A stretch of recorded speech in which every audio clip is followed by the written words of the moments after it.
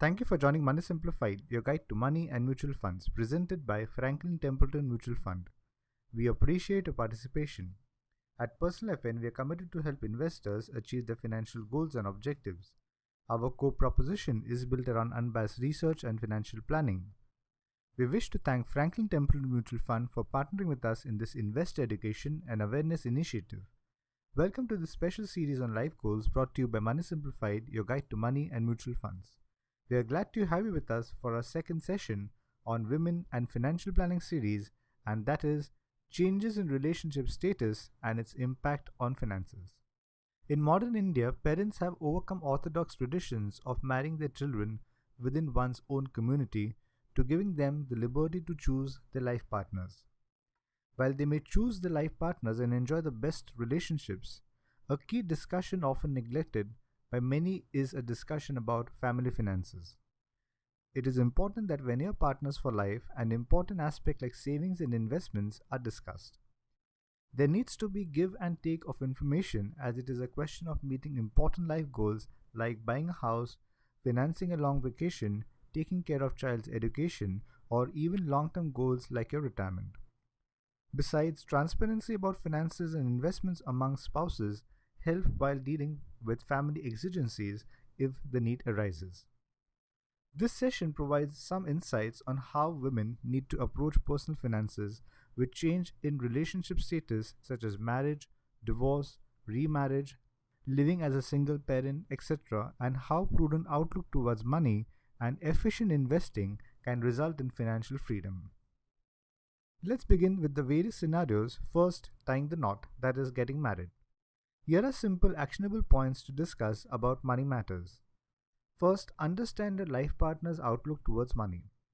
It is essential to understand how he deals with money and approaches money. What motivates him? What is his attitude towards savings and investing?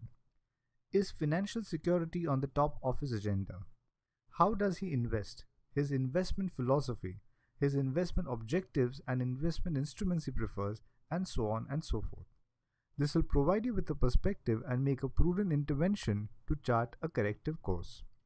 And then the next is recognizing financial goals. Financial goals reflect the aspirations like buying a dream home, a car, electronic gadgets, traveling abroad, children's future needs, retirement needs, and a host of other goals. It's vital that the outlook towards money and investments are aligned suitably so that these aspirations come true for both partners. Also, it is necessary for goals to be well defined and written to create a roadmap to achieve them.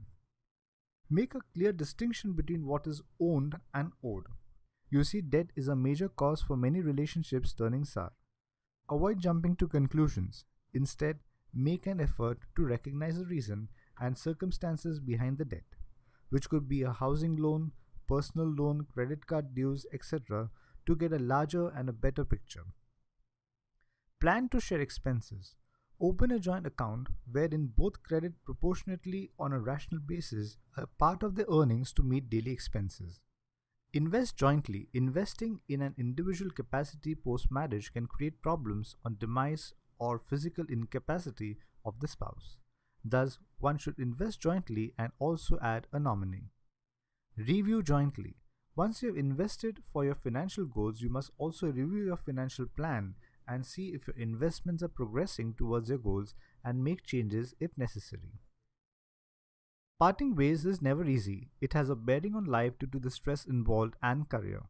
But there could be circumstances that compel you to move on in life. While divorces are challenging, here are facets to consider from a personal finance point of view in the interest of your long-term financial well-being or security. First, take into account the legal expenses involved. Consider divorce by mutual consent, split amicably. This is the better approach both financially and even emotionally.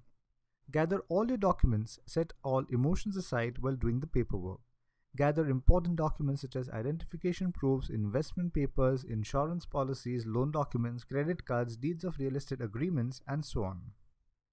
Ascertain your savings and investments and transfer money from joint account to individual account. Likewise, split the other assets. Take count of the debt, that is, how much you owe. There could be a case where joint loans were taken and there's an outstanding amount. Settle the debt as far as possible. Assess the cost of living alone, because a divorce can be economically difficult. Avoid any major purchases till you settle down. Re-evaluate your financial goals and restructure your financial plan. Besides a lawyer, also visit a professional financial advisor and check if your investment documents are in order and suit the new status. Next, single parent. If you are a single parent owing to divorce and or demise of your life partner, here are some personal finance tips. Ensure that you diligently create and follow a household budget. Live within your means plus save and invest efficiently so that long-term financial goals such as children's education, their marriage, etc. can be achieved. Have a positive cash flow. Think of taking up a job if you haven't been working or being an entrepreneur with the skill set you possess. In case you are divorced and receiving alimony, deploy it to productive use. Consider starting SIPs in mutual funds, especially equity funds for long-term goals.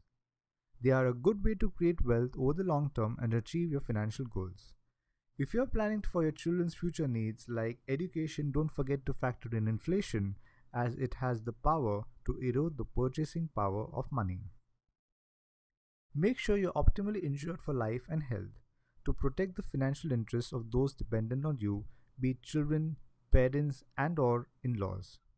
Have a contingency fund in place, which takes care of at least 6 to 12 months of your regular expenses. This will be like an emergency fund or savings for a rainy day. Keep a regular check of your financial health and take corrective measures if need be. Use the services of a professional financial advisor for expert guidance. Teach your children the value of money. Inculcate in them the habit of saving and instill financial discipline. It will help them manage their finances better as they grow up. Don't forget to plan for your retirement in your desires to meet other goals. To pass assets to your children, don't forget to have a proper succession plan with a will in place. Widows. Losing a life partner is of course extremely heartbreaking. Indeed, it is not an easy journey, but you need to be strong and in control both emotionally and financially. Here's what you should do to take control of finances. Once you've settled down and come to terms with the inevitable, gather all important documents, that is, insurance policies, investment papers, loan documents, credit card statements, deeds of real estate agreements, details of bank accounts, lockers, provident fund, if any, etc. Reach out to your insurance company with a claim form. The insurance proceeds can be a good source of financial security or even to finance your children's education. If your spouse has left behind a will, ensure that it is prudently executed. Intimate banks, provident fund office, and investment companies, including mutual funds, and follow the necessary formalities for effective transmission. Take control of your finances and watch out for elements that could misguide you. Talk to a good lawyer and a professional financial advisor for assistance.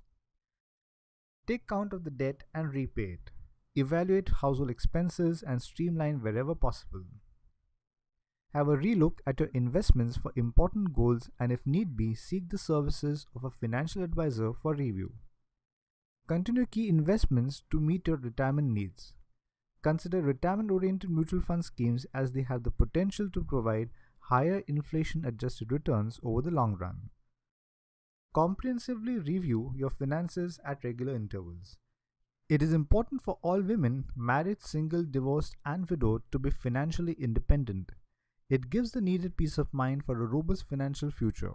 However, remember that financial independence cannot be regarded as the same as financial security. A monthly paycheck in your bank account alone cannot render you capable of meeting your financial goals. You ought to invest in wealth-creating investment avenues such as mutual funds to meet all your life goals. If you lack the acumen to execute the financial plan, please consult a professional financial advisor. Before we end our today's learning session, here are a few points to remember. Both life partners need to be transparent about their finances and discuss the same more frequently. Have a prudent outlook towards money and manage it efficiently. Recognize the investment philosophy, investment objectives, financial goals before you invest. Invest in mutual fund schemes for long-term wealth creation. Make a clear distinction between what is owned and owed. Avoid getting into a debt trap. Live within means. Maintain a household budget and strictly follow it. Plan to jointly manage expenses with your spouse.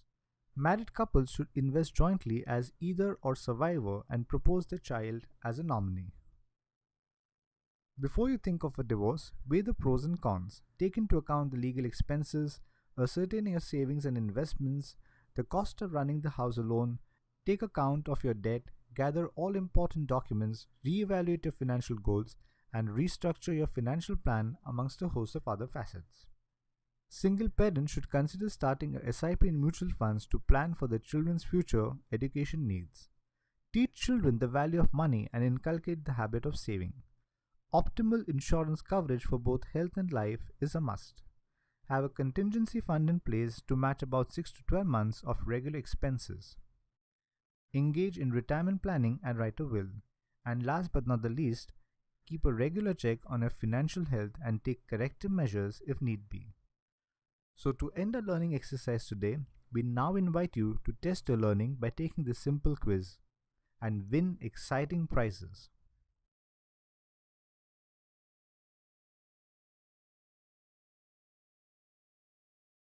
Thank you for participating.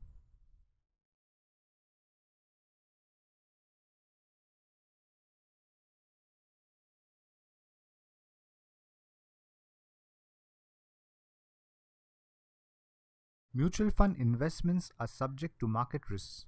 Read all scheme related documents carefully.